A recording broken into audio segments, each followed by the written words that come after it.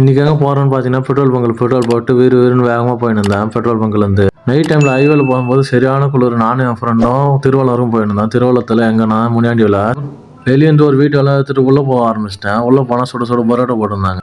தவால ஆவி பறக்க வர பரோட்டா எடுத்து நொறுக்கின்னு இருந்தாங்க.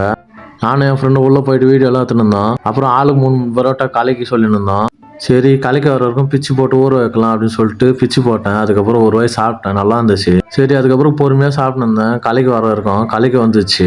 அதுக்கப்புறம் 3 சேர ஊற வச்சு நல்லா சாப்பிட்டு இருந்தேன். அதுக்கப்புறம் கலக்கிரி வச்சு பரோட்டா வச்சு சாப்பிட்டு பார்த்தா செம்ம டேஸ்ட்டாக இருந்துச்சு. அந்த ருசியே தனிங்க முனியாண்டியில். எதுக்கு மதுரையிலேருந்து வந்து செய்கிறாங்கன்னு இப்போ தான் புரியுது. அதை முடிச்சுட்டு எல்லாம் காலி ஆச்சு. திருப்பி ஒரு பரோட்டா சொன்னேன், அதையும் சாப்பிட்டு முடிச்சிட்டேன். அதுக்கப்புறம் பசி எடுத்துச்சு. திருப்பி கறி தோசை ஒன்று சொன்னேன், கறி தோசை வந்து இறங்கிச்சு. கறி தோசை வெறுமனே சாப்பிட்டா நல்லா இருக்குன்னு சொல்லிட்டு எல்லா சேரும் ஊற்றி சாப்பிட்டேன். செம்மையாக இருந்துச்சு. ஊற வச்சு வாயில் வச்சா அப்படியே நெய் மணக்க இறங்குச்சு. அப்படியே கை கழுவிட்டு கடைக்கு போயிட்டேன். ஒரு கிட்கேட் வாங்கி பாதி பாதி சாப்பிட்டு வீட்டுக்கு கிளம்பிட்டுங்க.